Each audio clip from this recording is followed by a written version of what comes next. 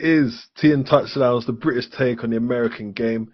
It is your host with the most, Ghost. See the rhymes there, in the studio with Felix and Nomics.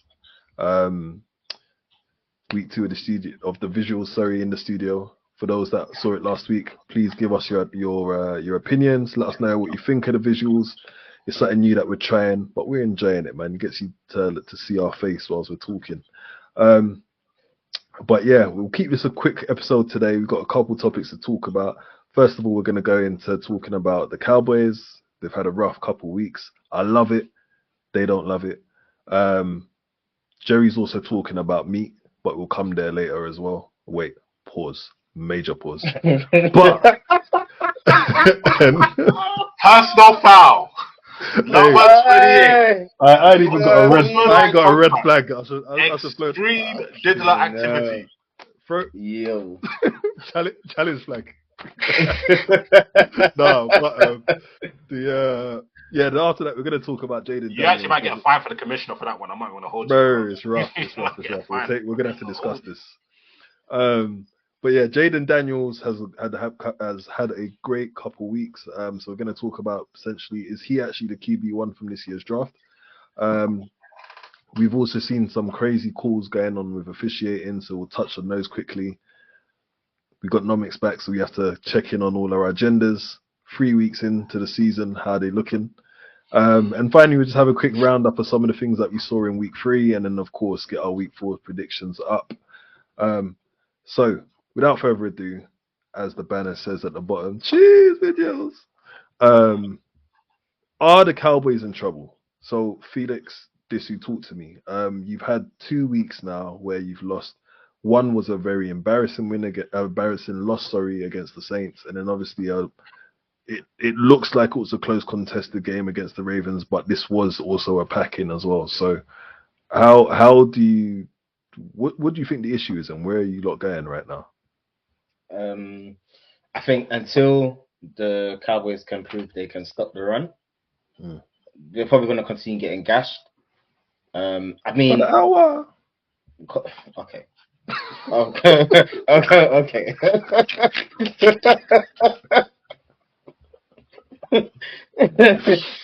Also, I couldn't help myself.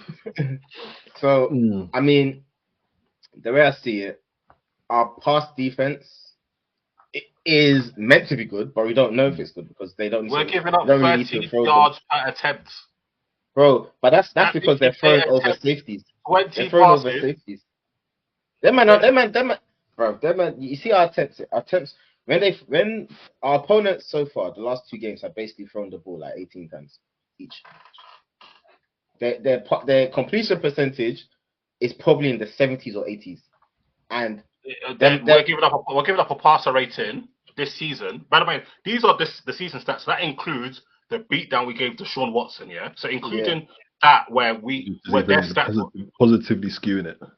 Yeah. So even that's making it even better. We're still giving up 13 yards per attempt, not per completion, per attempt. Yeah, so that includes incompletion, and that includes that game and a passer rating of 130. And I'm sure the Sean Watson's passer rating was lower than our age in that game. Do you know what I'm saying? So what's currently happening to us on defense, Felix? Yeah. Low key is genocidal. I'm not gonna lie. We are getting absolutely annihilated on defense. I think we are. I definitely agree. I think it looked a lot worse against the Saints. Personally, I'll say that. Like at least against the Ravens, we were getting some sort of stops. Like they were having, even though they were still getting chunk plays. So this, them ones where like I'm coming in with a glass half full rather than glass half empty. Because if I was coming in with glass half empty, I'll be saying bare madness. But I think that week 3, our defense was slightly better. That's not really saying too much because we still gave up. I think we gave up, was it close to 200 yards rushing? I actually need to check. And I know that Lamar had, I think, 80. So we definitely gave up 200 yards rushing. Derrick Henry had Lamar had just to clarify, you are the worst. You've given up 557 yards of rushing in 3 games. No, we have the worst rushing defense in the league. That's why I said to start until we can prove we can stop the run. I mean, our defense. We gave up 274 rushing yards. Yep. Yeah, I thought so. Because I Henry just had remember like 100 hearing and that something. every Raven running back had 6 yards per carry. Bro, Derrick Henry was actually actually taking him up for small boys. It was nasty work. Derrick Henry had one stiff arm on our corner. The way he sent him to hell. Who was it? Was it Darren Bland that he threw? Who was it? Which corner? No, it wasn't. I saw that because he just went, rookie. nah. Yeah, it was our rookie. What, number 21? Yeah, Kalen Carson. The way he stiff armed him to hell. And Kalen Carson also had a broken play because he missed the tackle on Aguilar, and Aguilar basically ran all the way to the 2-yard line. I didn't realize Aguilar was fast like that, you know, but he has the burners. Aguilar's always been fast. He's more straight line speed, like catching the go yards, you know, the go routes. Yeah.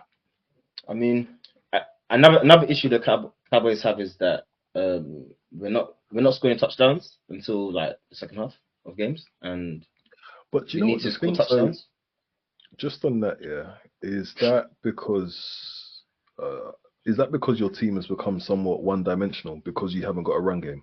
So, because at the moment you're seeing Dak didn't have a run game last year. No, but Dak is still putting up. He's still putting up somewhat career numbers, if that makes sense. He's still leading the league in passing yards and that's because Dak is a good QB. That's a good QB. That's not what we're talking about right now. But that's why. What I am talking about. And he also threw 50 times. That will help. I hear that, but is that the reason why, despite that, you still are not being successful because your offense has become quite one-dimensional, where you're relying solely on what that can do, and there's no balance? I think our O-line play hasn't been that great, to be honest. For one, missing Jake Ferguson, production is also an issue. CD hasn't started particularly great. He had like a good first quarter against the Browns, but hasn't been that great afterwards. Fumble in the red zone, and that could have really changed things. I think it was 14-3 at that point. That would have made it 14-10, and then it's a ball game. What we were good at last year, and I remember I think it was Lombardi always used to say this, that we were like the best first quarter and first half team in football last year. So we'll score bare points early, and then you have to throw, and then that's when Tank and Micah can eat, and so on and so forth. Do you know what I'm saying? The difference now, teams are scoring on us. We're not scoring, and we can't really play from behind because our passing game isn't really that great like that. Like that's great, but it's not the same as having like a proper, well-oiled, creative passing game. Do you get what I'm saying? So I think that's an issue, and also having a lack of a running game makes us even more one-dimensional and easier to stop. The reason why Dak's leading the passing yards, as Felix said, he's obviously a very good QB. And also, because we've been getting our absolute arses slapped senseless and been down heavy, we have to pass to get back into the game. So that's why, as Felix said, Dak had 50 passes for last game. Because when you're down that much, you ain't got time to be running the ball, especially when you're not even good at it anyway. Do you know what I'm saying? So our offense isn't like 2022 and prior Chiefs, where they could just drop back 45 times and you could just make plays upon plays. Or because even if you look at all the good teams in the NFL or good offenses, they are really running the ball, especially in this kind of cover 2 types scheme that a lot of people run in. So if you look at the Packers, have been doing really well with or without Jordan Love. They ran the ball very effectively. The Vikings running the ball with Aaron Jones, who I think is a super underrated player. And the Saints have had a great offense. Kamara's for sure. We already know how San Fran play with the running game. Rams is also heavily predicated on running game with Kyron Williams. Buffalo Bills running the game, sometimes with their quarterback, but also with James Cook. So a lot of these offenses that are doing really well are actually running the ball outside of. I'm not sure if you can say the Seahawks offense are doing well because they are really kind of Geno centric. I'm trying to think of any offense I've missed. That run the ball low. Running the ball. The Commanders are one of the top offenses, and they're running the ball heavy. So so it's very difficult. Would you say the Texans are top offense? They haven't been a top offense that Not much. this year. But in the game that they banged, Mixon went off. Mm-hmm. But so I yeah, think, man. do you know, just on that point, this was something that we mentioned a little while ago. I know slightly off topic, but I kept saying that the game of football goes in swings and it goes in ebbs and flows. Sorry, we move very much to a passing league, so you set up defenses in order to defend the pass. And I think that we're going to see a shift going back to offenses being very heavy on the run, because now you're going to have personnel that are built to defend the pass, and you're going to be successful if you have a strong run game. I think 100%. I think that's gonna keep happening. That's a great point you made about that. Some of these linebackers are coming out now that are built to like be able to be coverage players that aren't as big into the run game. And They're glorified safeties. Yeah, and another thing basically that we also got to mention is, as you said eloquently about how the NFL and like lots of sports are kind of come in kind of waves and phases. With the introduction, I think they might have come into the league the same year and around the same time period. But Shanahan and McVay have really changed the NFL. And with the success that their offenses had, remember when they first came out, the offense was beating the living daylights out of people until people started to adapt to it small. And then you have their coaching tree all over the place, from your Kevin O'Connells to your Mike McDaniels to your Matt LaFleurs and all over the place. You got all their disciples all over the place. So a lot of the offenses are, like a lot of the really productive offenses are almost Shanahan disciples. You do have some of the West Coast offenses, but the West Coast offenses, like so you've got Jaguars, meaty, Bengals, meaty, the Chiefs, Cowboys. Chiefs low key, meaty. Cowboys. Most offenses now are a derivative of the West Coast offense. And me and Felix were talking about it in the group chat, and I got this, and I think I got this from shout out the ringer, Stephen Reeves. He said, if you look at the NFL, the mid QBs are in the lit offenses, and the lit QBs are in the mid offenses. So you got a lot of the lit QBs in the West Coast offense, like from Rodgers. I'm not sure if theirs is West Coast, but Rodgers, Burrow, Lamar, Dak, Mahomes, for example. Mahomes ain't in the mid team, bro. Don't put his name in that list. no, a mid offense. Oh, I seen they're not doing that well this year. Yeah, I mean, no, not that well. Like the scheme isn't that creative. Like you don't get freebies. Not like you watch certain. No, the Chiefs are not a creative. And Andy Reid does not give freebies. No, I watch this team. I watch this team. Andy Reid is super creative. No, he was super creative. It's not the same anymore. A lot of people think he's Eric Bieniemy, because if you look at last year, the offense wasn't firing. There was a lot of creativity. This year, same thing. Maybe the tackle player has something to do with it, but not the Chiefs aren't like when I watch other teams like the Vikings and the Rams and they actually have man running wide open. Plays that they get. The Chiefs have been one of the lowest. This year they're the lowest team. Last year they were quite low in terms of explosive plays. Like ever since teams started adapting to the deep crossers and the big post plays, the Chiefs weren't that explosive. And when they were explosive in 2022, that was mainly due to yards after catch. They were finding creative ways to get yards after catch and doing one in the run game with Pacheco. But they're not the most. Trust me, I watched them. They got Mahomes, so it doesn't really matter. And when Mahomes is creative. The offense is creative. Mahomes is creative. Same thing with Lamar. You wouldn't call the Ravens offense creative, but Lamar is. So when he gets out of the pocket, Lamar will just do something nuts. And do you know what I mean? So yeah. Whereas if you look at Miami, I'm looking at some of their run plays and the design. There's even this sick shovel pass that they do where Tua turns behind and then he just shovel passes with his right hand around. It looks so cold. Like the way they scheme Tyreek Hill open is insane. Like they hide him in bunches, they get him on that cheap motion, all types of creative stuff. So I think that's what we're seeing in the NFL right now. All things the Cowboys don't do.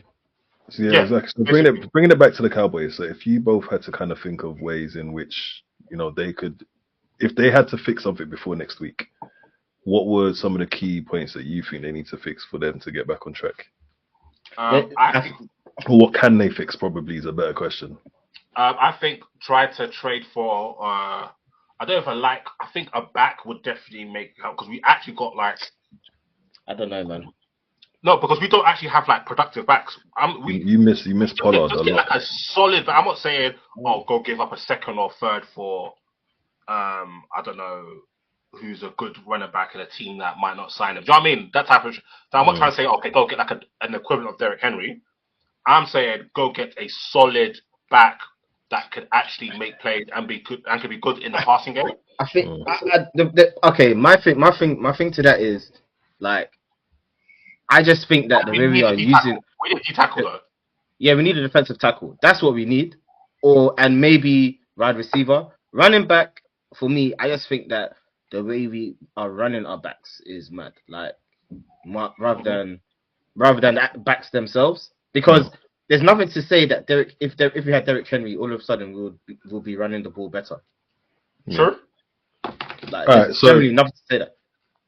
So I know you touched on your defense. I just wanted to quickly bring something up real quick. So this was something that we saw this weekend. I just wanted to get your opinions on this little snippet from Michael Parsons, sorry. Sound.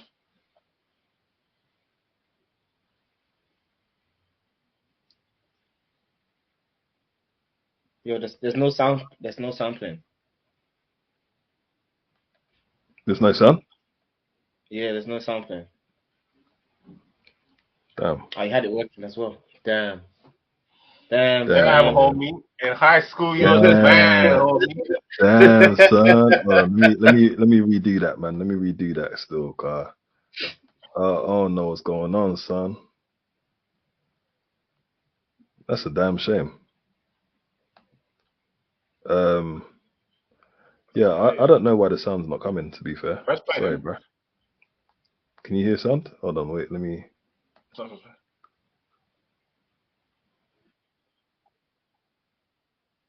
Nope. Damn. What? That sucks. Oh, well. I mean, could you hear the sound? I can hear the sound, absolutely. I just don't know why it wasn't coming out, so. I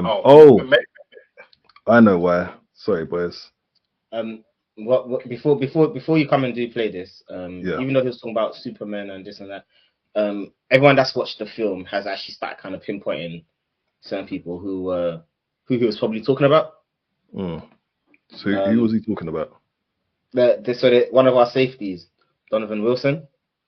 They're saying that it looked like he was kind of freelancing to a certain extent. He'll be jumping into the wrong gaps and just running himself out of the play. Okay. Yeah, unfortunately, I don't feel like we're going to get the sound out of this for some weird reason. I don't know why, because it was working before when we done the test. But, hey ho.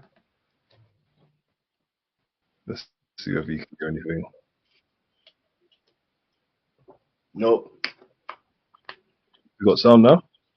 Nah. That's not working, bro. Minor. Right. So, to summarize, basically, he was talking about, there's people on the team that are trying to be Superman. He doesn't want to be the one to have to hold another grown man accountable and all of these type of things. Who do you think he was talking about specifically? I know, Felix, you kind of touched on it.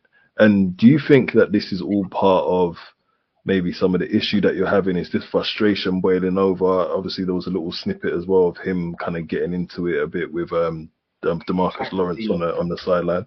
No. So I listened to one a former Cowboy scout named Brian Borders, and he was talking about how the argument that D-Law and Mike got into is just normal. It's normal stuff on the sideline, isn't it? So it's not something to blow out of proportion, but because it's the Cowboys, it's getting blown out of proportion. You know what I mean? In regards to what Mike was talking about, I think the issue that Mike is going to run into is that people are going to listen to him and always be like, you never talk about you yourself, what you are doing wrong, or what you could do better. But then, are there things you could be doing better?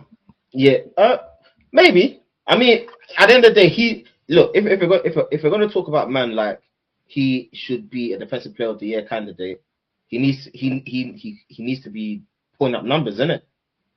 Like He's basically literally, been ineffective for 2 games. Like like he was really dynamic in the Browns game, and but then in the the next two Ravens game games, and the Saints game, he's done he's like nothing. he. Like But no the thing is, sacks, no TFLs, not that many pressures. Like it's like it's like they're playing him. They're basically playing away from him. You know what I mean? So the same way in and he the was first getting cooked in with the read option. Oh lord. yeah, no, he was well, he was based off the film, and even the guys that were like breaking down film. A lot of them were like, is Micah meant to be doing this because someone behind him is meant to crash in? Oh Like yeah, yeah. it's like they're looking at our defensive scheme and how everything's structured, and they're kind of questioning what are these men meant to be doing? You know what I mean? So whilst it looks like Micah, I think there were definitely players where they felt like Micah is probably the one that's meant to be playing contain here. Instead, he'll crash down. So Right. he's also probably freestyling. But I mean, when everyone talks about you are the best player on your team, and as this we just said, you aren't putting up numbers. You're now going to probably do the most. You know what I mean? Right. Which is probably which is also and at the same time, I do think that people keep reminding these lot about what happened in the playoffs. Every L is like, oh, this is worse than the playoffs. This is like, and then you're here and it's like it's more of the same, basically. So there's a bit of dysfunction there going on basically at the moment. There's always dysfunction with the Cowboys. You know, there's literally. And also, I think another part of it is that it's because it's the Cowboys. Because like, bro, the Bengals are 0-3. They're 0-3. Don't worry about them, man. Game will come down to it. Don't worry about the Bengals, brother. No, but Focus on yourself. I'm focusing on the Cowboys, fam. You know, yeah. You even lost this week. I don't even like the way you're talking right now, man. Wait. Why are you talking about me, bro? Right Hey, listen, bro. Bro, Anyway, look. what? I don't even like the way you're talking right now. Enough about the Cowboys, man. But before we move on to the next one, I'm conscious of the time, bro. So let's just quickly talk. Why is Jerry Jones talking about people's meat, bro? Like, God, I need someone to explain what's going on here. They told you in the off season they treat the facility like a zoo. Like, so he's probably popping into the locker room, chatting to man, and then he sees stuff like, bro, and this guy he's loose lipped apparently. Hey yo. What? Hey, what made you go with that verse? Bro, how? But you know, it's worse because Jamie Foxx is just like doing his IG recording, whilst Jerry is just like saying anything. Saying crazy. It's jarring, man. In the background. And there's no reason for this to be out there. Like, why? Anyway, that's your owner, not mine. Arthur Blank would never. All right, cool. Moving on though. Arthur Blank held his own committee to induct himself to his own feel. Do you know only what I to feel get like? packed on his ceremony. Do you know what? Yeah, what I feel like you should do is mind your business. You feel me? Yeah, sure. I ain't trying to get involved in that 7 and 9 business. You know, you feel me? No, you got jokes, huh? I can't believe you had me talking about the Cowboys for 20 minutes, man. That should have been a 10-minute conversation. I'm surprised. I'm surprised you were even talking about them for that long, to be honest. I'm still feeling bun, you know. And the thing is, we're gonna play the Giants on Thursday, and I'm not confident because Malik Neighbors is a bad boy. Like, and Devin Singletary has actually been running the ball well. This is crazy, bro. I can't wait for them to give you the business. Right. So moving on, yeah. Let's have a quick look at something. And you know what? Obviously, being the technical wizard that I am, yeah, sorted it out. So let's sit back and watch some elite QB play from this weekend. Boys, as we're playing this, let me know what you think. No sound, please, because we do not want these lot to clamp our video. Goes down. 20 more. No, they weren't. McCaffrey. It's on YouTube. Let's see where he steps out of bounds. So right there. And they marked him at the 2. That's a good mark. This is a good job by Jayden Daniels. Luke McCaffrey was expecting it in that first window, and he didn't get it. So he stays on the move. He gets on the other side of the linebacker. If you see when he threw that pass, yeah, the anticipation and the fact that he threw him open. Good protection aired out. McLaurin. Golly. You know what that pass told me? Told me he's got a peak arm. But see how deep he was behind the line of scrimmage? Yep. Well, they doubled. He was so deep behind the line of scrimmage, and yet he runs right past him. He just splits him. He's like Cam Taylor Britt getting big touchdown last week to Kansas City. You got Geno Stone college offense, he says, yeah. With the speed of McLaurin, he hits it deep. He's been waiting all year for 2 weeks in a row, and he got burnt 2 weeks in a row. He's long of this young year, and it's first and goal from the 4. Daniels is going to walk it in for the touchdown. He's good though. I do like him. But like right now, don't overrate him though. Why I really want to see it. Even some of the people that I do listen to when I rate their opinion, they were proper like insulting people for wanting to take Jayden Daniels that high and over Drake May because and it's just so funny watching it now because he's balling and they're trying to make out like it was a crazy pick to have. Yeah. No, I think the stuff with Drake May, is more so because in the season before he was considered the number 2 QB. So it's like Jayden Daniels having that Heisman season is what elevated him. Yeah. It wasn't for that. Yeah. Then boy. On the cover 0 blitz, you know. Look at the placement. Perfect. Right in the bread bucket. I'm going to turn the sound down. I just don't want it to drown out your voices. Apologies. It may have been quite loud to those that are listening and can't see. Apologies at the initial volume of that video. And a great catch as well. Amazing catch. I know Scary Terry hasn't experienced such ball placement in a long time. He's probably thinking, what is going on here? But all over him as well. Right. So, yeah. Boys. I know we've discussed kind of where a lot of people initially thought Jayden Daniels should have gone, where he went, and also we've seen the people that went before him. What are we saying at the moment? Do we genuinely believe this is a bit of a... Is this lightning in a bottle? Is this proof that he's actually better than Drake May and potentially Caleb? Or is that just where they're at now? Is he the most ready, would you say? Or is he just in a better scheme? Felix. I think he has a better O-line than the other 2. So the best way to put it is going into the season, the thought process was Caleb is probably in the best situation because of the receiving core he has and what we believe his O-line will look like, right? And we have now come into the season and essentially the Bears O-line is a fucking sieve. It's a turnstile. They're strippers, you know what I mean? They're just twirling.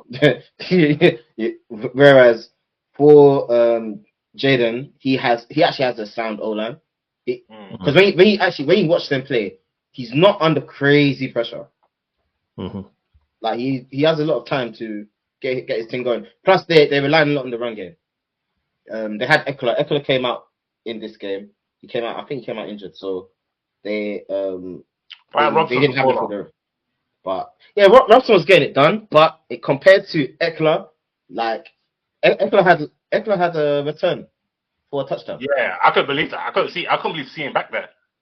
Yeah, bro, I was surprised to even see him back there. So I would say that now that we've looked at 3 games, right now he looks like he's in the best situation. Drake May is meant to actually be sitting, so he's not even meant to play this year, you know. But I don't know if he's better than Caleb, because in college people still had Caleb as better than him because of the talent that he had. Do you think there's just on that point? So in college, I know there was every time you heard anyone mention Caleb, you kind of heard Mahomes' name soon after, saying, "Oh, he's the next Mahomes," or his style of play, the off-schedule passes, the second play after a player's broken down, in essence. Do you think that maybe it was a bit of that is why people were so high on Caleb in comparison, or maybe even didn't give Jayden Daniels the time that they should have given him, even though he was putting together quite a historic career? I think from the film people, they say that in the pocket, Caleb is immaculate. Like his mechanics, his decision making, his reads, his ball placement, and the fact that he is special off schedule as well. And I think also what happened was people graded Jayden Daniels on a curve where, yeah, he's balling, but he also has Malik Neighbors and Brian Thompson Jr. who are like, you can see already that these men are dogs already. Do you know what I'm saying? Which I don't think is always fair because Joe Burrow did the same thing. No one said anything about him. Yeah. No, but Joe Burrow might have had the best ever college season. Joe Burrow literally won the Heisman and also won the college. Did you see the receivers that he had at the time? I know, but no. But Joe Burrow, that man blamed everybody. Joe Burrow for like 60 touchdowns. Like, with those receivers, why would you not? I know. But like LSU's a receiver factory, so you know. Yeah. It's that. So yeah, I think the thing with people actually doing too much on Caleb. And he's got better every game. I was actually watching the Colts game because I watch the Trenches podcast. So now I have more interest in the Colts because obviously seeing you can match like the podcast to that, and obviously I'm interested in Anthony Richardson. And watching that game, and even watching a bit of who did they play second? Who did they play second again? The Texans. Was it not the Texans? Yeah, they played the Texans as well. Watching a bit of both games, I'm seeing things that Caleb's doing that most rookies don't have. In fact, even quite a lot of QB. Like Caleb has more command at the line of scrimmage than Hurts does in terms of ability to change the play, change protections. And yes, that was a Hurts shot, but that is how much they trust him.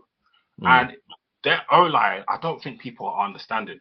Bro, they have a fourth and goal. They're the fourth and goal. And don't get me wrong, I think the play calling is bad. They can't run for SHIT. Yeah, so when you can't run the ball, that makes you even more one-dimensional. And when the opponent can pin their ears back, like for example, the Texans aren't really a send 4 team, and they're not really a man coverage team. But against them, like they'll play man coverage because they're like they can't block, so we're cool. So watching, there was a play in the Colts game where they were actually fourth and goal from the 1. Right, and bear in mind they ran it on first, second, and third down, and it's still a fourth one, and they ran like a speed out option where they actually end up losing 12 yards. But if you watch like the replay, all the O linemen, bro, they were in the end zone. The Chicago linemen were on the floor. All of them. There were 4 Colts D linemen in the backfield. It was actually insane, but it didn't make any sense. And when you watch, and also the Colts, because the Colts have actually given up like bare rush. I think they've given up they gave up almost 2 bills in the first game. They gave up 200 rushing yards in the first half to the Packers. Yeah, the second worst rushing defense. Yeah. So they were the worst rushing defense going into that game, right? And the fact that they completely and utterly stuffed the run. So Caleb, he threw for 300 and something yards, 360. He worked plenty of fantastic throws. But he's getting flipping annihilated. Like I was still pod and they're like, I think Lombardi said that if I'm Caleb Williams' dad, I'm gonna call Eberflus like, are you trying to get my son killed? Like he's getting, and it's so funny because in the off season, like Belichick was getting cooked. They were cooking Belichick, even though I hate this thing about when people take people's words out of context. I watched the Belichick thing and he was speaking on the preseason game. He's like, listen, he made highlight throws, but it's not that impressive. He's playing against the seconds and thirds. They couldn't move the ball in the first 3 drives, and he's completing the ball at 50%. And they're like, what does Belichick know about evaluations? Look at the QBs he picked, even though he definitely picked Tom Brady and he definitely picked Jimmy G, who was a solid starter in the Brissett is still the starter right now, so you can't fully rub my man out. And he still said he likes him. He thinks he's good, but he wasn't impressed with his preseason, right? People cooked him. When I think Michael Lombardi was like, why are people gassing the Bears? They're building a Madden team. They can't block anybody. Yeah. And people putting Bears in the Super Bowl in the playoffs. We've come into the new season. That was absolutely insane. Man. People are saying that they're going to win 12 and 13 games, you know. Brother, I don't think people know what 12 and 13 games is, because people are saying they won 7 games last year, so now they with Caleb, which kind of makes sense. Okay, cool, you got receivers, but if you can't block, it doesn't mean It's nothing. the trenches, isn't it? If you can't in the trenches, then you're in trouble. Quick question. And I think they got a defense. They actually have a defense. Do you think that? I think people have been way too harsh on Caleb. Do you think Fields right now in this offense performs better than he did last year? No, because he won't have the coaching game like the Steelers. It's the running for his Bears life. coach. It's the Bears coaching with a shit O-line, bro. Yeah, because and the thing is, shout out to my boy Aryan and also another Brethren Joseph in that they're proper Bears fans, innit? And they proper love Fields, and they were like, I can't believe we traded Fields and we got this. I'm like, Fields never played this bad. I was like, wait, hold on. I'm watching games when Fields fumbling 24/7. Like we saw Fields, dog. They did not trust Fields to throw, and he was barely completing 60%, throwing screens and hitting the flats, and he was barely hitting 60%. If he was in this, Fields can run, yes, but he'll be throwing bare picks, and he would have been giving up bare sacks and bare fumbles. Do you know what I'm saying? So what he's doing in the Steelers is they're really, really managing him very well. He's not. I think he's also on a different mindset where he knows that I can't be making mistakes because I won't play. And Tomlin, and he knows, it's Tomlin. Don't make no mistakes, we'll win the game, and that's the type of. Whereas Caleb actually has to make plays. So yeah. But it's crazy you say that though. I mean, I know we're slightly moving off our original topic. We'll come back to it. It's weird because you're starting to actually see Fields actually make those plays despite almost reining it in and saying I don't need to make those mistakes. But the thing is, he goes through the goal ball though. He's always been able to do that. But you're starting to see him read the field better, and he's putting the ball in places like he's leading his receivers in great ways. Those are a couple those are great pass that he made to Fryermuth, for example, this weekend, where I was like, okay, cool. You know he's definitely improved a lot. I'm seeing a new Fields. Yeah, he's definitely improved a lot. I think it's an indictment on Chicago because. I think a lot of people have been speaking about this week because of the Bryce Young situation where they're like, man aren't really developing QBs. QBs used to come in. We spoke about this last week, actually get developed. Like some QBs weren't really banging for a couple years. Remember, Josh Allen started banging in year 3. Do you get what I'm saying? Yeah, in year 3. First year, people were rubbing him out. Second year, they weren't really impressed. Third year, he was ass though. He wasn't. Yeah, exactly. That's my point. A lot of man. Not everybody's gonna be CJ Stroud, Justin Herbert, Pat Mahomes, who come in on day one and they're Mahomes wasn't really day one, but they're in Dak Prescott who are instantly productive as rookies. Yeah, I mean, bro, somebody made a great point actually. They'll even look at Bryce Young. Yeah, Dave Canales had the worst rushing attack in the league, as in bottom of the league when he was at the Bucks. And what is a young QB's best friend?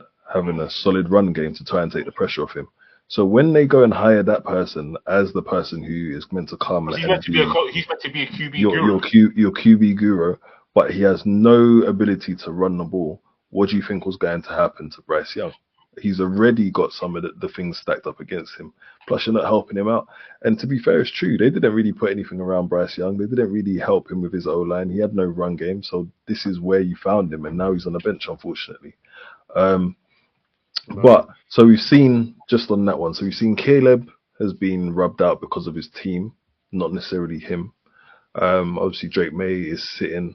We have Bo Nix, who was taken a little bit lower. I don't think he's playing at the level of Jayden right now. And we are having Penix hasn't played either. He's sitting as well.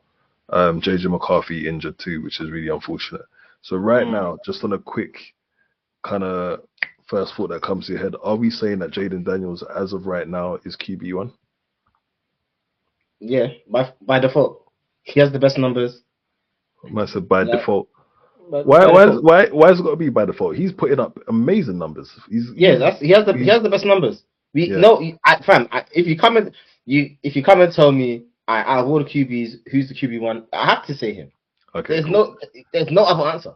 And then my second question is, how far do you think he can go this season? What do you think his ceiling is, or the Washington ceiling is? I don't know. I have to see more.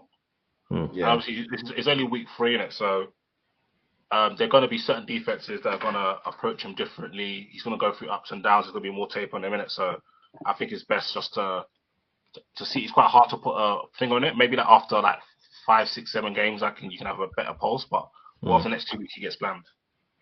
Yeah, this is true. This is shuffle to your left just a tiny bit, please. Cheers, Case. Yeah, wicked. All right, cool. Because I definitely think I think the ability's there. Do you know it's quite jokes? I kind of look at it as Caleb being Mahomes and Jayden Daniels being Lamar with the ability to actually throw. So you know what's funny? Yeah, I was watching this game and I was like, whilst he has the whole running and he has a similar frame to Lamar, he's nothing like Lamar. Very different style of running. He's not shifty. He's not shifty. He's not shifty. But he made I think it was a second down. It was a second or third down, and he ran for the ball. The way he stopped, span, yeah, and the defender flew into the benches, mad, and he ran for the first down. I was like, nah, this guy was nasty. He's nasty. He looks like he's a special talent, man. I'm intrigued to see how far he goes. I think he can go really far, man. I think he's gonna be a QB's name that we're gonna hear for years to come, for sure. He's showing great bits. Hey, E3 Lisco, we got to put your name on the thingy. That's my doggy. Right, cool. So moving on to our next issue this week, we have seen some horrendous officiating. I obviously am a little bit pissed off with some of the officiating that happened this weekend during the Atlanta Chiefs game. You know, I know people were, like they said in their words, high off the endorphins.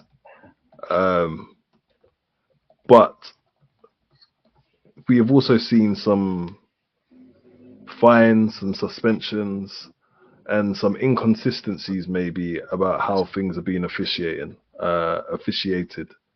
So I want to throw that to you. Let's start off with the Atlanta Falcons game. There were a couple calls here which that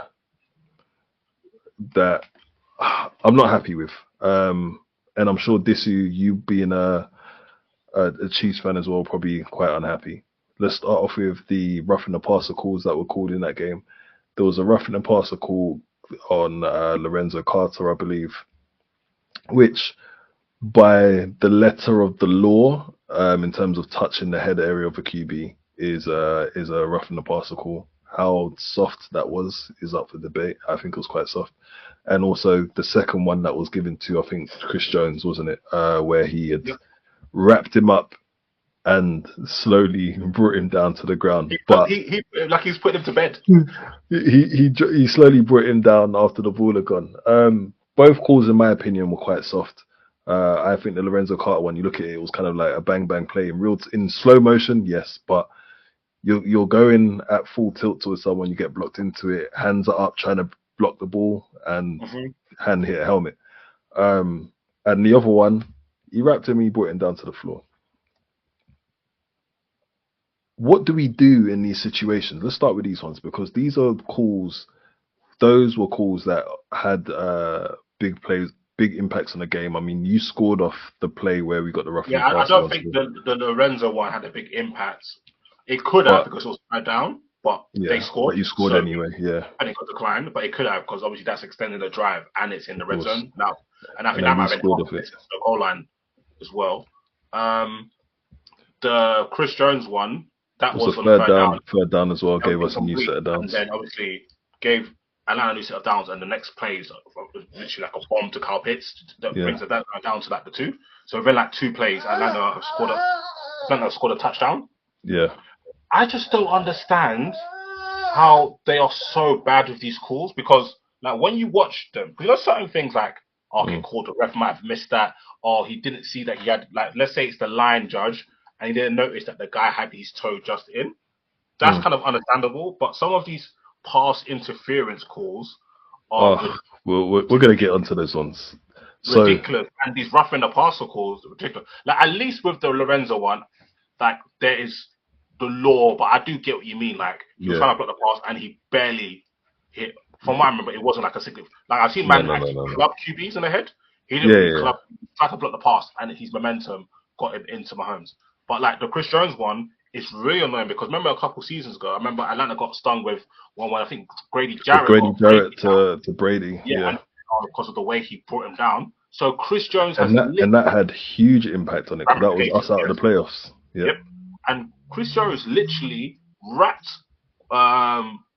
Cousins, and it was like he's putting his child to bed. That's how gently he sacked him, and he still got roughing, which is, I remember Chris Jones got a call like 2 years ago where he wrapped up Derek Carr, and as he's taken to the ground, he actually strips the ball, and somehow that was roughing. I remember this one actually, yeah. Yeah, like that one. I actually think the referee was scared because the whole stadium went nuts. Because you've had some of those roughing ones, and then also there was some PI ones as well. So do you remember there was one that was a Pitts in the end zone? I don't know if you saw that as well, Felix. That to me was the one that burnt me more than anything else. Did they? Have you seen why they didn't give it?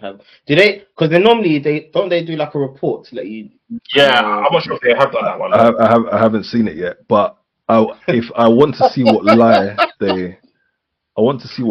they are going to spin. Yeah. I watched what game was I watching recently, and there was a pass interference. Literally the exact same play. Like everybody knows, you throw the ball, the receiver, and if the defender is not turning his head and he's literally just running into the defender, into the offensive player, it's just PI. Like 10, it's going to be 10 times out of 10. So that call, and that's my thing though. Like, not to like get onto these man, but I just don't understand how you can miss that call. And because they missed that call, what they did, in my opinion, is in at ATL's next drive, they did a makeup call when it was a pass interference where it was Romeo McLeod literally runs into Trent McDuffie, two-hand pushes him so he can get off, and they called the flag on McDuffie. When, if anything, if you're gonna call anything, you're gonna call offensive pass interference. Do you get what I'm saying? Like that one was wild. Like, and it was the same as last week in the Bengals game where I was gonna play that in a moment. Yeah, I'm going to talk about that one. Chase got put on straps like he wanted all game, and in frustration, he literally pulls McDuffie down by McDuffie's arms, and McDuffie gets called for pass interference for being yanked. I'm like, what are these brothers watching? Like that one's just ridiculous. So looking at this here, bruh, how is this? What you can see on the screen, right? I was trying to pause it at that spot. This is making my internet look rough, but it's just the streaming. At this spot here, it was a tackle in the end zone, brother. Let's try and you catch can always right tell here. when it's passing when the defense starts pointing around saying no. We got the ball. You read it straight away like no. Like, bro, come on, man. Look at this, man. This ain't even fair. Hold on. I'm trying to get the exact. The fact you didn't. Did you not get the? Did you get the field goal or you went for it? No, we tried to go for it on fourth down. Nah, bro. I think the issue with officiating in the NFL is that they have video review, but they don't want to utilize it like that. Right. So on that point, so, you know, we used to have this. When they had the pass interference one, and then they took it. I think they removed it the next year. So So what do you think that needs to come back? Challenges. For challenging pass interference, and also do you think they need to extend the ability to challenge to things like roughing the passer and other things that may have massive ramifications on a game?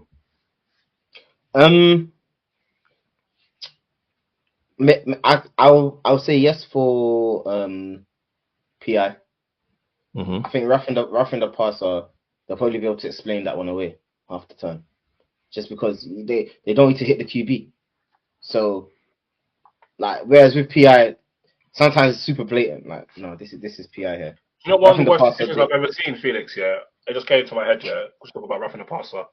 So I'm not sure you remember in the Chiefs' in this 2022 season, that when the Chiefs lost to the Colts. So this is the Matt Ryan Colts, and when they were getting blamed, everybody was shocked. Yeah, the Chiefs played a very bad game. The Chiefs were up, and obviously Matt Ryan was driving to win the game. Yeah, Matt Ryan gets sacked on, I think, maybe 4th down or something like that. It was basically like I remember. I think I remember this game.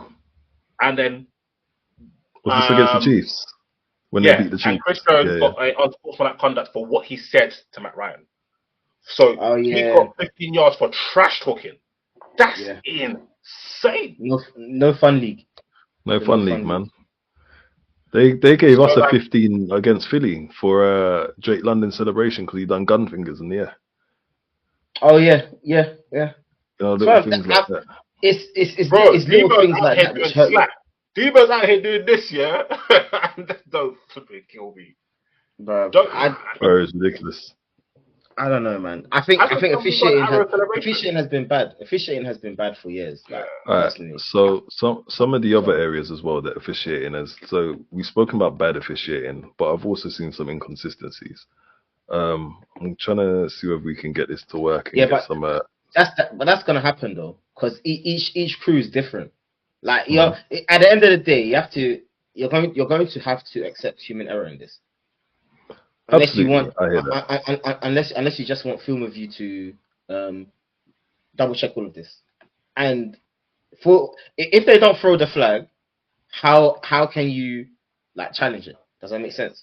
Yeah, of course. But it's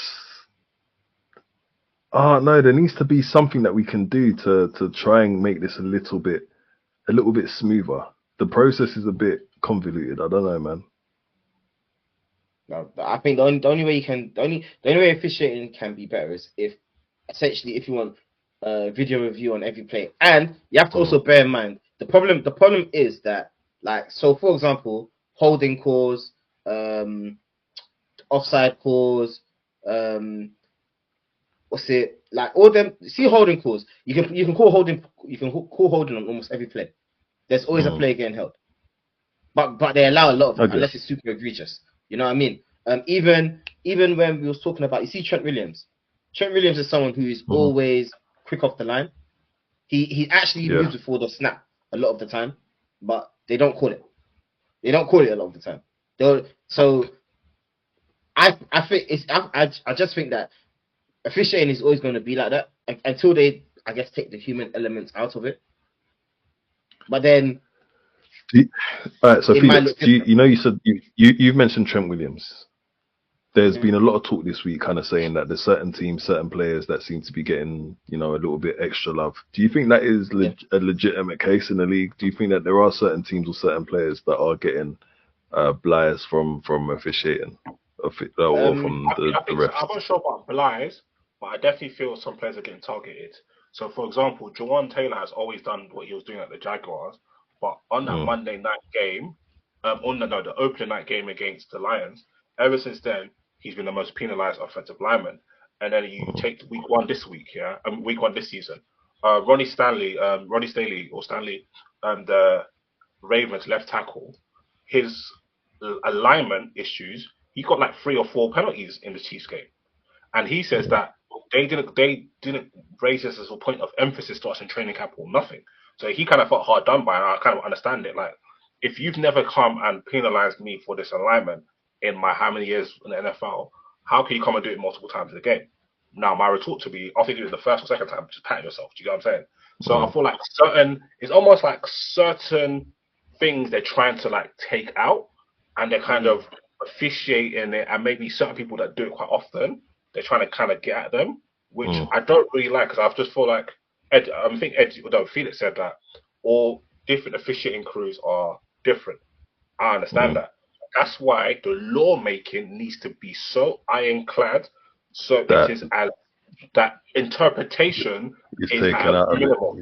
Because when there's room for interpretation, then it becomes human discretion, and that's when pass interference, roughing the passer, all these type of things become like, I don't like them calling the offsides on the alignment things on the O lineman or the wide receivers, because they don't do it consistently in the same game. Like for example, a man can line up 15 times in the same spot, you call it twice. Either call it all 15 times, or don't call it at all. Or don't call it at all. Yeah, and there's certain things that get called in the end zone versus not being called in the field. Do you know what I'm saying? Yeah. Certain things in the red zone depends is a on bit more. Yeah, it depends on down and I also don't like, even though anything right ever change. I don't like how in Hail Marys niggas could just commit defensive pass interference. No, but then again, the issue with a Hail Mary is like there's no time left on the clock. There's no time. Well. There isn't, but if they were, there's a rule. There's a rule where you can get like a zero, you can have a play. Remember those? You can have a play where as long there's as no time on the clock. If they throw the flag, then you're gonna get a play. But like that, that's I think that's why they don't call it on Hail Marys, because they know that this is your last shot. Because otherwise there will be an OPI or DPI in that, and also because the infringement likely happens like in the end zone or around the end zone. If you're down a field goal, you've got a field goal right there. You've got a field goal, got opportunity too. But again, a foul was a foul. I hate when I hear people say, "Oh, I hate when games are decided by a flag or you can't call in that moment." What does that mean? A foul. We're playing a game, right? And the game has rules.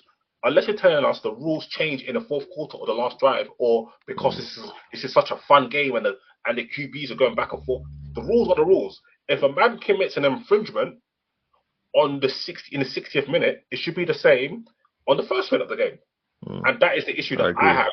There's no, and the thing is, the fans don't even want consistency, because when I heard stuff after the Super Bowl 2 years ago, or the Bengals game, where they're like, why does the game have to end at that moment? The game ended at that moment because the nigga fouled him. That's why. If you don't want it to happen, tell the nigga not to foul him. Do you get what I'm saying? So does this now mean that when it is in the clutch, offensive linemen could now choke slam D linemen, or defensive players could just rugby tackle offensive players because it's the big moment and it's the end of the game, so now we're going to call fouls? That doesn't make no sense. So it's either you call the fouls, you call them consistently, and you make the rules stringent, and you proper train these referees, get them to come in, watch tape, speak to the players, let the players tell them what we think hip drop tackles is, what we think holding is. Speak to offensive linemen, that people that actually play the game, that taught the game. This is what holding is, this is what holding isn't. And then also teach us, the fans. Like, NFL has such amazing content makers. Get the referees to say, because the amount of time I see screenshots of what people think is holding, and then the actual people who are offensive linemen come and say, that's not holding, that's a great block. We need to kind of taught this information. Yeah, I think they need an elaboration. I know they always have the referee in the booth with them where they kind of go and have that conversation. What's his name? I actually do enjoy that, because they keep it G. They do say when they're moving mad. Yeah, they did. What's the referee? What's the guy that's always in there? Sorry, I can't remember. James Blandino, and the other one. And Steve Blandino, yeah. So it's like, I think with that, they having a little bit of elaboration on that. Like you said, if it's after the game or something, to come back and actually explain what the hell was going on, I think that would be important. But to your point, Disu, I do think that there needs to be something where we have such clear outlines of what these rules are, that, like you said, interpretation is taken out of it. I appreciate that, yes, sometimes it's hard to see in real time, but to Felix, I think to your point, if there is something where there is a constant review or an ability to challenge any type of violation or non-call, then they should have that option. I don't feel like we need to give any sort of extra challenges to a coach or anything, but I do believe, like, let's say there is a rough and a passer call, you should be able to challenge it if you believe it was wrong. If there was a no call, you should be able to throw a challenge. Personally, I think most rough and the passer calls are bogus as hell, because you literally have a man like that is like what 200 something, 300 pounds running full speed to try and stop you. You want him to stop on a dime as soon as it. Or if he does get you, you want him to like tap you or like grab you, but he should let you fall on him. Like it's so stupid. And then sometimes on certain QBs they allow man to get away with madness. Yeah, some QBs are dickheads. a guy racked up AR, Anthony Richardson, and then literally just slammed him to the ground. And I was just waiting for 15 flags. They didn't get a flag. We saw that all the time, though. You look at someone like Cam. Look at some of the hits that they used to put on Cam. Oh my goodness! They used to hit Cam like he was a running back, and they would try and use the excuse, oh, but he's began running, so he is a live player. Bro, But but it's true. But like if by the letter of the law, yeah. But still, some of these hits that if it was on certain other man, bro. No, I'm sorry. Some of the hits Cam took, yeah. It weren't. They hit Joe Burrow like that. They might send the military in. I might want to joke, Cam. So you know what I'm saying. I just think that roughing the passer calls annoy me a lot because like I've seen Josh Allen, for example, get roughing the passer calls. He's a scammer. And it's more of a thing where someone has they've gone, he's thrown the ball, but they've just pushed him. He loves a flop, though, innit? He loves a flop. Bro, it's nasty, man. I hate it. And the thing is, a flop. And stuff like that actually just makes me think, bro, like these guys can't defenses cannot win in any way, shape, or form because as I've said, on most plays, a foul is taking place. Like a defensive player is probably getting held. They're gonna try and catch them on offsides all the time, bro. Sometimes we can watch the game, right? And from the view that we see it from, we can actually see who has encroached the line of scrimmage. I swear to you, there's a defender that's probably encroached the line of scrimmage almost every game. And it's only on. It's like whenever the refs just feel like I want to be involved now. That's when they'll throw a flag. What's interesting about what I said, it just hit me about when you make things very clear. Do you remember there was a point where we didn't really know what catch was? We now never debate if that's a catch or not because the rules are very clear. Yeah. Did he have possession all the way to the ground? If he does, that's a catch. And now what a football move is and all of those type of things as well. Like when it comes to the catch ring, we're never debating was that a catch ever anymore. Remember that was a proper debate before. That's not debate anymore. So they need to take a similar approach with roughing the passer. Similar approach. Yeah. Absolutely.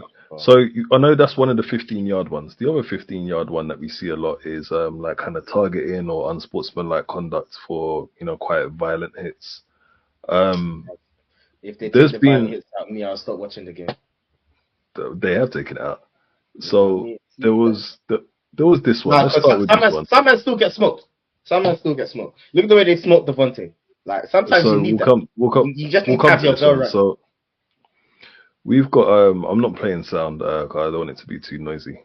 Yeah, we don't need sound. But yeah, I'm just want to show this now. So this is the hit from Derwin James here, right? So you see Derwin James coming in here. He was the one that was circled. It's not playing on my end, right? Oh, is it frozen? Yeah. Oh, dearie me. Damn, fam. Dearie me, son. Hold on, let me represent this. I just think, bro, most of these calls are bogus anyway, man. It's just whenever they feel like it. That's the way I see it. That's honestly the way I see it, man. Yeah, it is very jarring. So, I mean, look, we got... Can you not see this now? Yeah. Was that meant to be is that meant to be a hip drop? Was it meant to be a hip drop? No, they suspended him and they said this was targeting because he hit him in the helmet. He hit him in the head. But the thing is, he looked like. So when you watch it in real time like this, yeah, it doesn't immediately look like a terrible tackle. This angle slightly. Yeah, it looks nuts. It looks like he's launching. But that's the problem when you start doing the whole slow motion shit. Slow motion will make everything look mad. Because if you look, you're meant to kind of put your head, when you go to tackle somebody, you put your head down in front of them, right? Then your shoulder is the part that does the tackling. So you look at this, he's in essence doing that. But the angle kind of puts him at a position now where his head is now obviously going to clap the bottom of his fingers. Yeah. Now, by the letter of the law, that's a bad tackle, no? So we can see here what the NFL done. So unfortunately, whatever, however it is you want to say it, they said during the third quarter of Sunday charges, Steelers game, you're involved in a play that the league considers a serious violation of the playing rules. The video of the play shows that you lowered your head and made forcible contact to Steelers tight end Pat Freiermuth. You had an unobstructed path to your opponent and the illegal contact could have been avoided. Your continued disregard for the NFL playing rules will not be tolerated. Substantial penalties are warranted where players violate the rules intended to protect player safety on a repeated basis, particularly when the violations carry with them a significant risk of injury to the opposition. Now, having read that, I would like to take this opportunity to then show you this tackle that happened to Devontae Smith whilst playing in this week's game against the Saints. So, as you can see in this one, Devontae Smith has the ball, it's not whistled dead, gang tackle, and then we have a lineman fly in at the end. And in fact, actually, you had another lineman jump in quite late. It was quite nasty, in fact. And where he was knocked out, helmet off. And we see here number 98 came in and dived in quite late. That was the one that a lot of people don't realize. So if you look at this slowly here. Yeah, he came in at the end, didn't it? Yeah, let me play this. Let me play this back real slow so y'all can see that.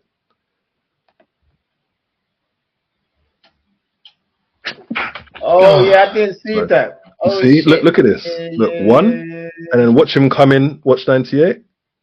Headbutt again. Yeah, I didn't see that. Right? Now, my issue with this is that we saw two quite nasty hits. One of them got suspended, Derwin James got suspended and fined.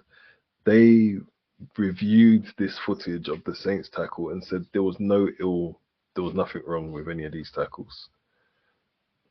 To this point earlier on, if we are going to have some of these rules, I feel like they need to be clear across the board, because that to me was a tackle that should have also got the same punishment.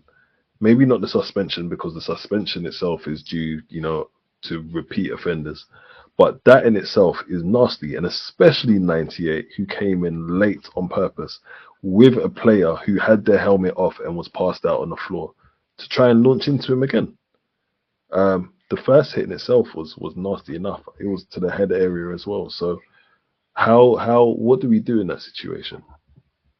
I don't know, man. Like it's officiating. We have to, and unless if they're not going to take accountability and be like, alright, cool, we're wrong here. And in the flow of the game, you just showed me. I didn't even notice that until you slowed it down. I did not. So you can imagine the refs themselves, unless someone up above is saying, "Yo, this guy dived in." No one's gonna. They're probably already pre in the past, so they're not even noticing. And our guys just jumped in. But it's retrospectively, they still haven't done anything. So I mean, maybe his leg got lost in the post. Nah, man. I just think it's nasty work.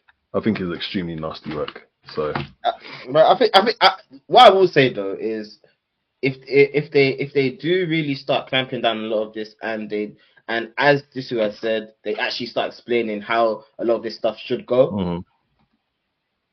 Yeah, I think he'll just make it harder for the defense in the end. There'll always be a way around it though, man. Like the game. I don't want it to make it harder for the defense. I just want whatever they're doing. I just want it to be fair. I can agree with that, but I think you know why it's fair, because the officiating is shit in almost every game. It's rubbish in every game. Like as long as it's rubbish in every game, then we're cool. Like the only thing that matters is sometimes certain man, they get their bad call in the clutch or in peak situations. Do you get what I'm saying? Like you might get a bad call on 1st and 10, but you can recover it. If you get a bad call on 3rd and 6, or in the red zone, or in deep in the 4th quarter, then it's obviously more impactful, right? Do you get what I'm saying? For example, I think there was a bad pass interference call on McDuffie, but that was like 1st down, and that was at the beginning of your drive. Even though it was like a 26-yard penalty, but that's different from a missed call on 3rd and 5 in the red zone, which would give you a whole new set of downs, and then your 1st and goal from at the 2. So I think that's why different teams at different weeks feel aggrieved because they're getting the turnover, they're getting the bad calls in maybe more pivotal situations, like on third down there was clearly a hold or a roughing a passer or boom, boom, boom, boom. But when sometimes your team might have got a nice call on first down or second down. You know what I'm saying? So that's the issue. Everybody's in the mud together. That's the reality of the matter. And the refereeing has been bad for a long period of time. As again, they're gonna miss calls here and there. That's calm. That's all right. Yeah. But there's some like the Chiefs game, Chiefs Falcons game. Both fans were going nuts on Twitter, and they were both right. They were literally both right because there was literally terrible calls. Like that game's calls was horrible. I can only speak on the games that I've watched, but like for example, in the playoffs last year, in back-to-back weeks, Chiefs had a perfectly legal touchdown, both to Rashid Rice, perfect screenplays for holding, and you can't find the hold on the play. Where did they see the holding? It's like they just said, "Do you know what? On this play, we're going to call holding." Like and now fans are starting to really believe in like, the NFL's rigged, the rest, and that's because of incompetence. So if they don't address it soon, they're really, because on Twitter, I'm so shocked at how many people genuinely believe like the refs cheats for certain teams. But that is how incompetent the refereeing has been, and if they don't sort that quickly, it's going to damage the integrity of the game. Yeah.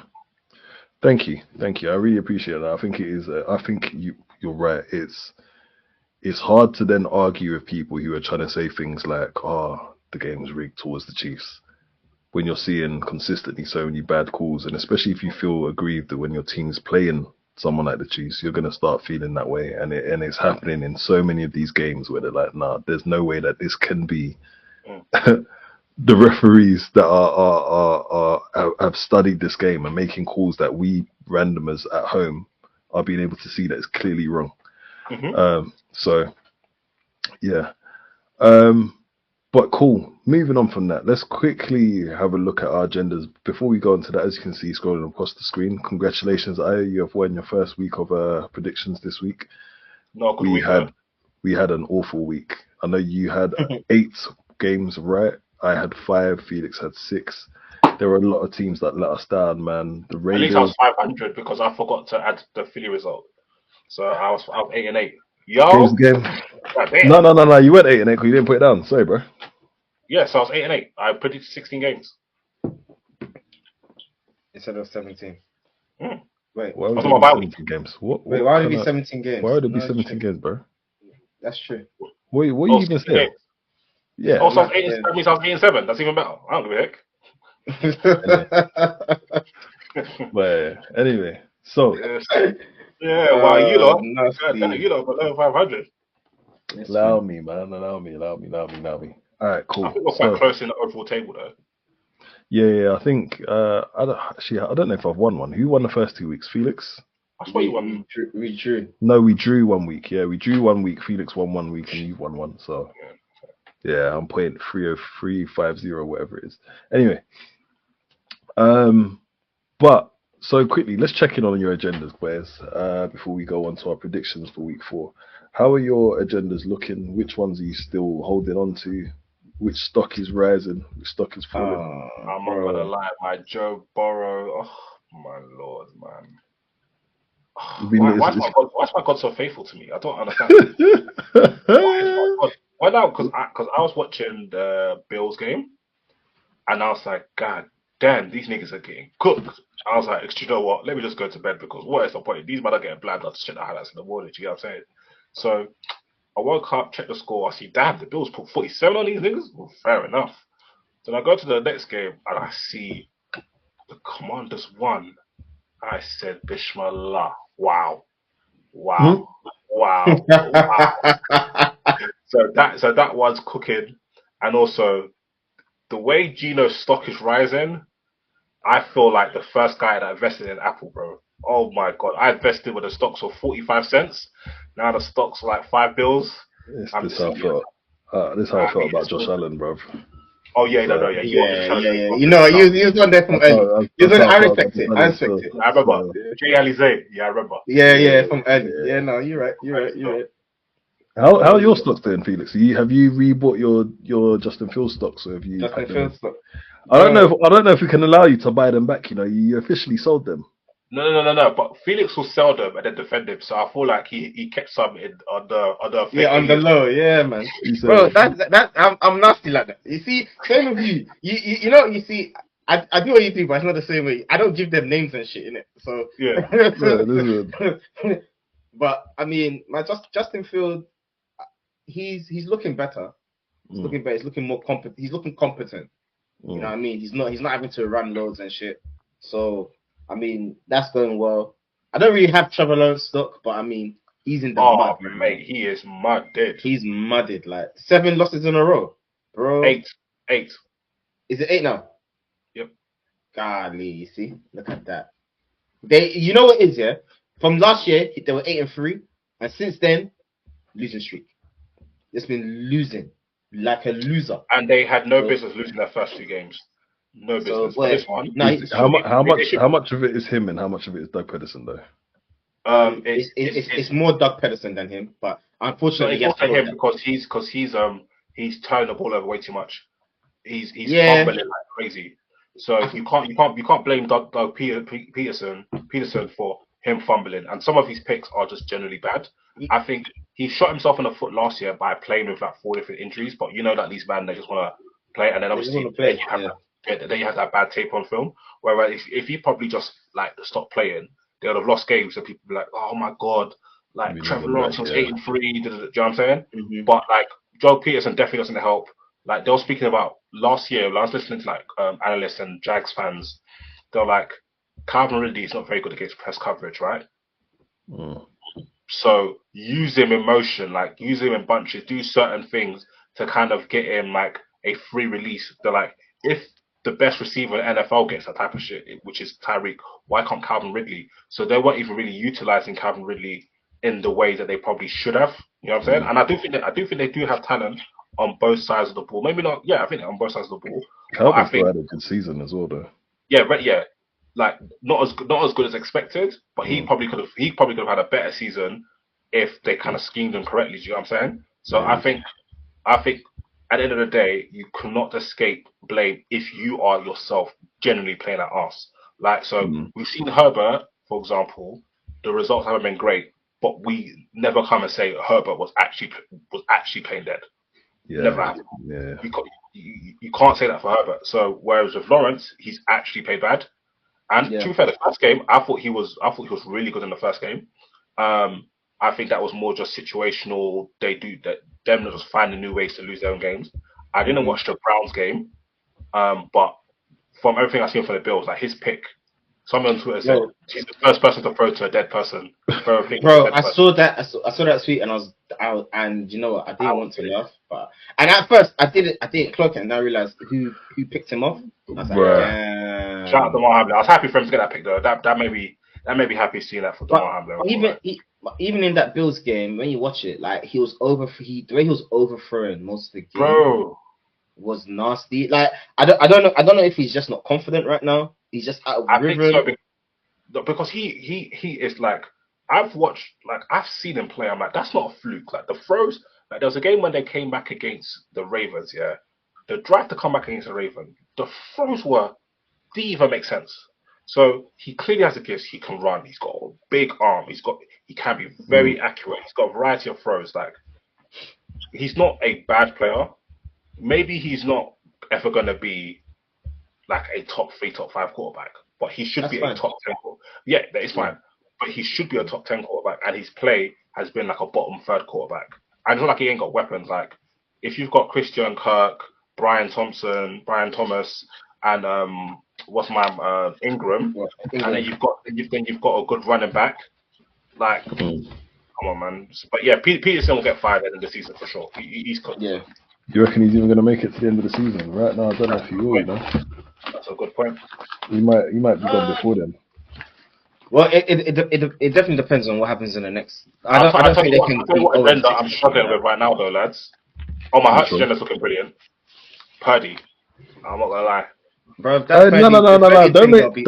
Don't Don't make me put the screenshot of what you said, man. Don't let me put No, that on the screen right now. cold. Like, what it is, yeah, his arm isn't the greatest, but for me, is like his quick decisions, but the way he moves in the pocket, he's bare elusive, you know. Yeah. He will stop, shimmy, see you later, evade the pressure, boom, throw. Young Nah, Brady. I respect it. He has good pocket. Yeah, and it wasn't like he was playing on the weekend with bare. Like, he had no Debo, Kittle, or McCaffrey, and he was still dotting them up. So yeah, man, that's a good player. On that, McCaffrey's going on IR, I think. Yep. He went on IR last week. I'm fuming because he's my fantasy team. I'll beat you this interested. week. Is it? I also agree with me about Purdy being better than Hurts. Wait, you should beat me that one. No, it weren't me. Nathaniel beat you. Hold that. They had Josh Allen at QB and came in last minute clutch. Hold that. Oh, I lost. Let me see. I'm so happy I saw that. What are you doing in fantasy? I'm 2-1 in both leagues. Yeah, same. 2-0 in one league. I lost by 3 points. I think am I 3-0 in one league? Let me check. Yeah, I'm 2-1 in. So hold on, let me see. That first week killed me, bro. I'm eating good this year, you know. Hold on, so wait. Do you know who flipping killed me? That punk. Jalen Hurts getting 10 points. Oh, I had that on my bench. You got 29. Yeah. See that all right, so in one of them, I'm 3-0. Oh, DJ Moore got 15 and Mike Evans got 3. I'm fuming. And then my other one, in the smaller one with us. Oh, I'm top of the division. Swear down. 2-1, yeah? Bro, there's bare people are 2-1 in that division, man. Yeah, no, almost everyone, apart from Peckham Prowlers. Ola, boy, it's looking rough. And RJ, man. On my other one, I smacked them. I got 141 points this week, you know. I got 25 from Burrow, 18 from Brees Hall, 19 from Shakir, 25 from Cole Kmet, 21. See, you know who cooked for me? Montgomery. Stat padding touchdowns. And even on my bench, Cooper had 27 and Jacoby Myers had 21. So even on my bench, man, were going off. People got lucky this week, you know. That's what I'm saying. They got lucky because it could have got real dark for people.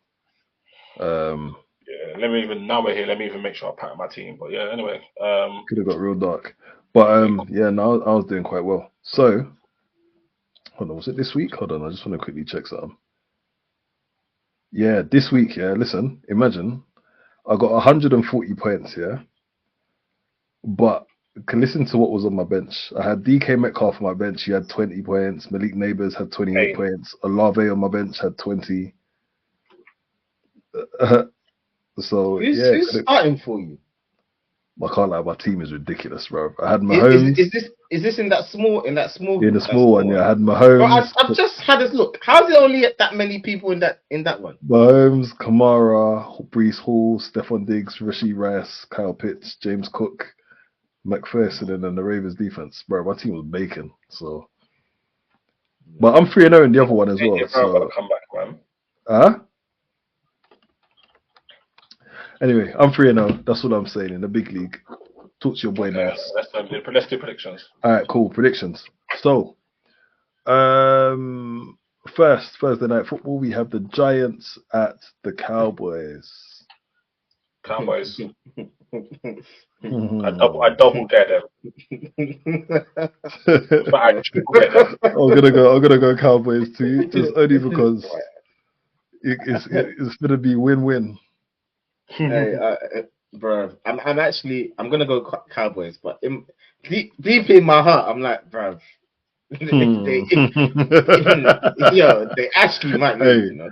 Don't go 1-3 against Daniel Jones. I swear to God, I know. All right, cool.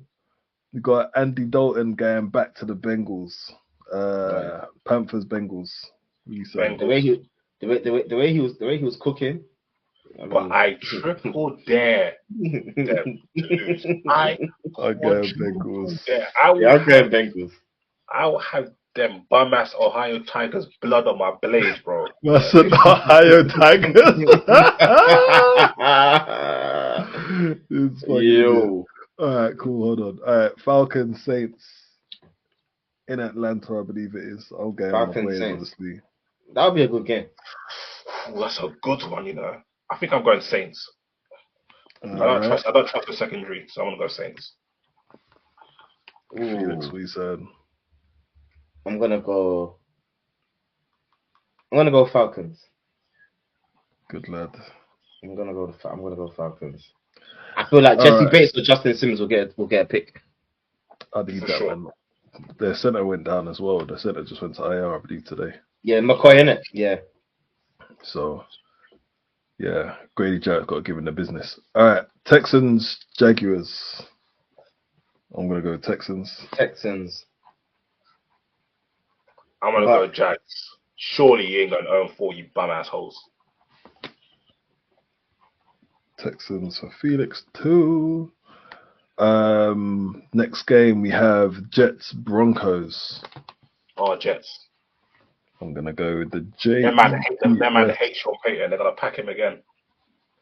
Yeah. Felix, I'm going to go Jets.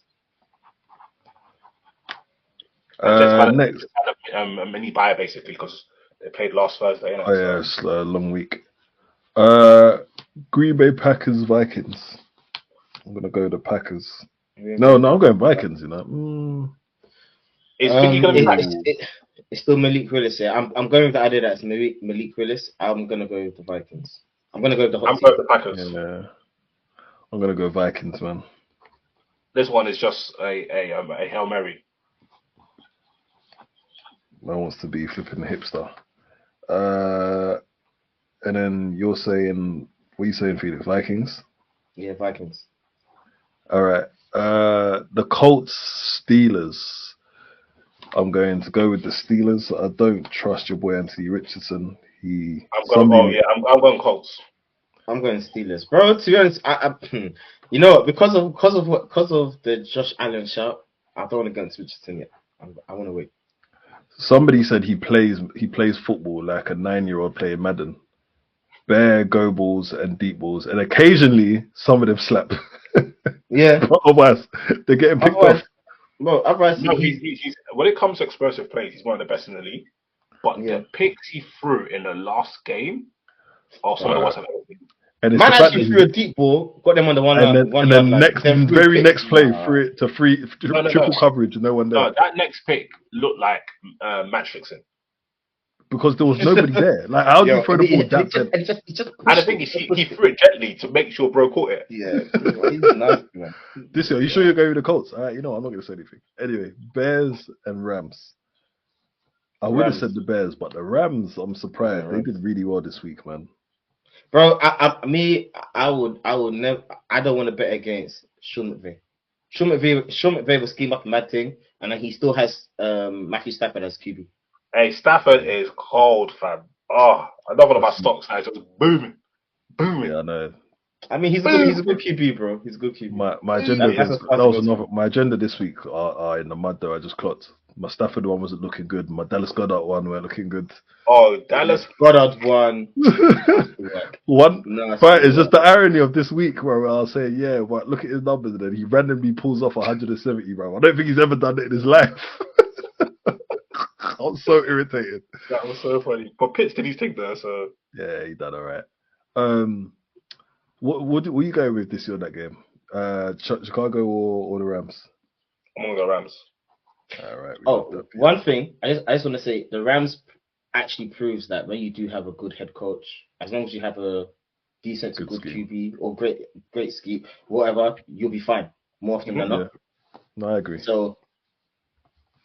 Yeah, no, Sean McVay's man had Tutu Atwell and DeMarcus Robertson, and he was getting it. Still getting it cracking, yeah. But do you know what though? But him and Shanahan have been able to do that because look at the 49ers. Remember there was a time when they had Nick Mullins looking like he was prime Brady. Yeah, CJ Beathard. It's true. It's definitely true. Let's see. Always got. And now look at Kevin O'Connell. Anyone who plays QB goes off. Yeah, Kevin O'Connell's proper as well. Yeah. So it's true. But all right, cool. Bucks, Eagles. I'm going. Ooh. I'm going Eagles because. Oh wait, is Devontae out completely? He had a concussion. Yeah, okay. Bro, I can't lie. I'm going Bucks then. I'm going Bucks. I'm gonna still go Eagles because Saquon's gonna. No, but you can't really run on the Bucks. Yeah, I'm going Bucks. I can't lie, but also their O-line has been food the last couple of days, man. Like, Baker has been sacked out his flipping socks. I'm not gonna lie. This season, 13 sacks in 3 games. QBs have been getting blammed this year, you know. Bro, Baker has been sacked. I told you, I put the stats in here. He has been sacked 12 times in 2 games, bro. He is on pace to get sacked 73 times this season. Getting sacked 12 times in 2 games is insane, though. Bro, 7 times last game, CTE. 5 games the weeks before. Yeah. That's CTE. That's CTE right there. He might have CTE by the third quarter. What the Seahawks D-line did to Skylar Thompson, my lord. Yeah, they put him in a pack. Yeah, but he's shit though, man. He's actually rubbish. No, the one that he got hit from behind. He's rubbish.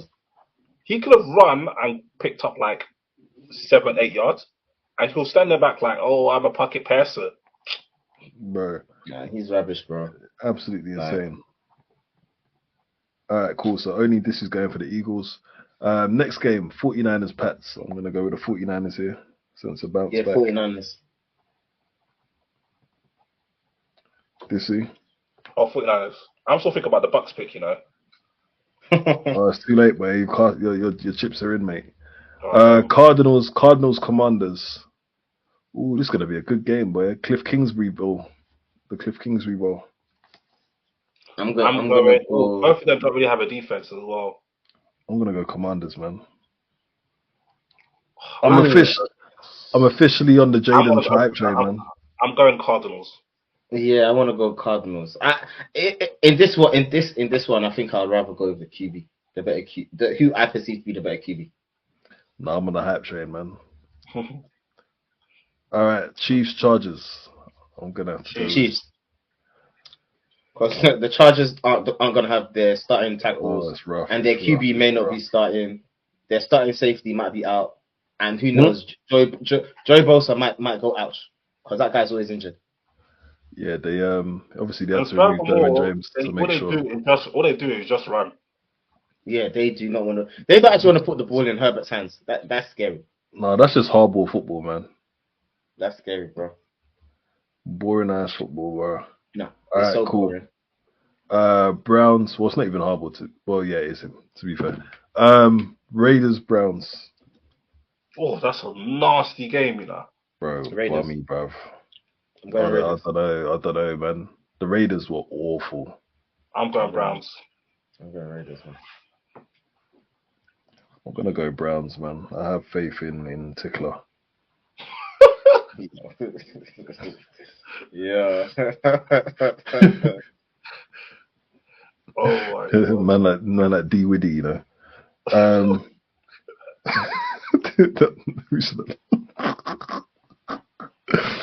Alright, cool.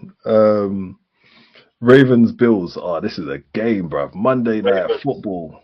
Lamar, I know Sunday night football. Lamar, I know you have a plan for me, brother. Nah, man. So you're going Ravens. I'm going Bills. Because especially if they win this game and then they beat the Bengals might be that one seed is going to be delicioso. No, the one seed's up for, like Bengals and Ravens. One seed is over for them. They can forget. But I just need the Bengals mudded. All right, Felix, who are you going for in this one? I'm going to go Ravens.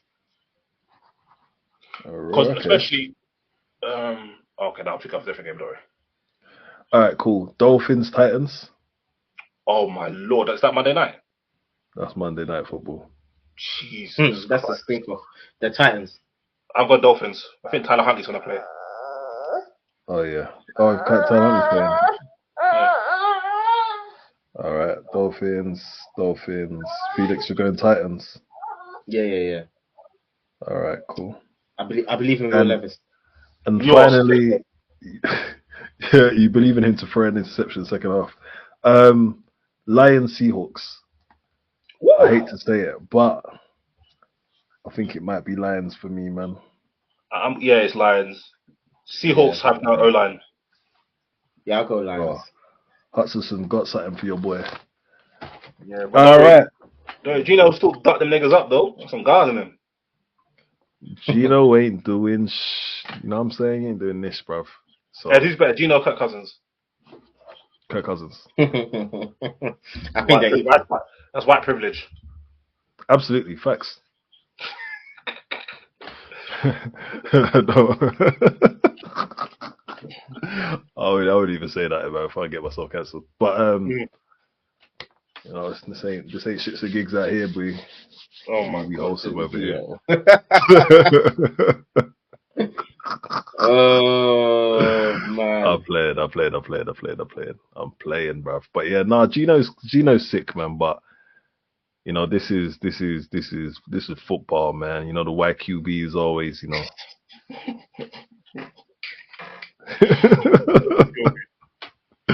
So, but yeah, all right, wicked, guys. It's been real again. So for those that are new here, our accounts are at the top on the Twitter, Insta, and YouTube is TNTDs, TEAANDTDS. Please give us a follow. If you're not, subscribe to the YouTube, share the videos, let us know what you think in the comments. Also, Spotify, Apple Music, wherever you get your podcast from is where you can find us if you just want the audio version. But yeah, tell a friend to have a listen. We're always trying to improve and get a little bit better and get better. But yeah, thank you for listening. We will be back next week, same time with the same peeps. No, minus this who is away. Safe travels, mate. Cheers, mate. Definitely. All right. Take it easy, boys. Bye-bye. All right.